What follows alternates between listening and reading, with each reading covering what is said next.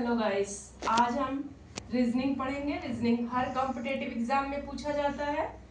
हम non verbal पढ़ रहे थे, अब हम नॉन वर्बल का सेकंड चैप्टर एनालॉग। एनालॉग इसको सदृश्यता बोलेंगे हिंदी में, ठीक है। देखेंगे हम एनालॉग। एनालॉग में क्या होता है, सिर्फ एनालॉग हमें इसलिए देता है कॉम्पिटेटिव एग्जाम में कि वो हमारे माइंड को कितना साफ चल रहा है, कितने अच्छे तरीके से हम सोच पा रहे हैं, इसलिए देता है एनालॉग, इसीलिए चैप्टर होता है। देखेंगे हम, जैसे यहाँ लिखा है चुट झुट फुट और यहाँ लिखा है रात, ठीक है। तो देखिए गांव में लोग क्या कहते हैं, दिन बहुत झुटपुट से बीत गया। तो जो रात के पहले होता है वो उसको झुटपुट बोलते हैं। तो यहाँ पे हमारा 2 डैश दिया हुआ है, ठीक है, और यहाँ पर हमें 2 ऑप्शन दिया है, ऑप्शन ए ऑप्शन बी। यहाँ शाम और दोपहर लिखा है और यहाँ पे लिखा है शिशु और बालक। अब शाम दोपहर से पहले तो शाम होगा नहीं, लेकिन बालक बनने से पहले बच्चा शिशु कहलाता है। तो हमारा कौन सा ऑप्शन सही है, ये वाला ऑप्शन सही है, ठीक है। अब हम सेकंड नंबर पर आ जाएंगे। जैसे यहाँ लिखा है रोगी और यहाँ लिखा है चिकित्सा। तो जब पेशेंट बीमार होता है तो डॉक्टर के पास जाता है, तो हम रोगी को पेशेंट कहते हैं और चिकित्सा को क्या कहते हैं, डॉक्टर। चिकित्सक डॉक्टर होता है, ठीक है। तो रोगी किसके पास जाएगा अपना इलाज कराने, डॉक्टर के पास। उसी तरह शिक्षक लिखा है। अब यहाँ पे एक विद्यार्थी लिखा है और एक विद्यालय लिखा है, ठीक है। ऑप्शन में हमारे विद्यार्थी और विद्यालय है।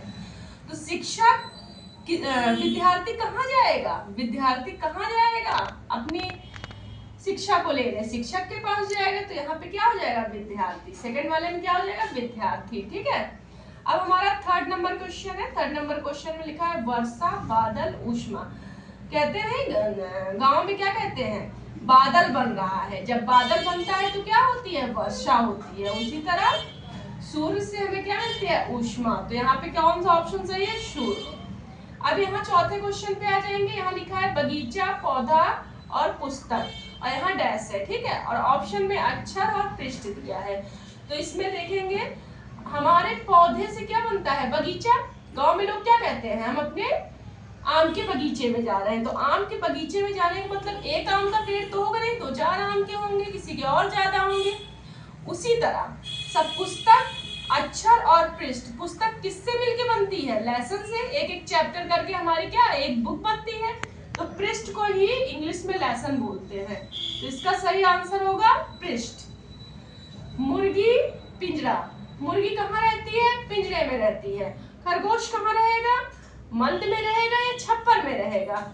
तो मंद को ही बिल भी बोलते हैं और मंद भी बोलते हैं। गाँव में मंद बोलते हैं, ठीक है। तो मंद एक नाम है इसका, ठीक है। तो खरगोश कहाँ रहेगा, मंद में रहेगा। अब विश्वासघाती, नेक्स्ट क्वेश्चन है 6 नंबर का, विश्वासघाती। निष्ठाहीनता, जिसमें जो विश्वासघाती होता है उसे निष्ठाहीनता कहते हैं।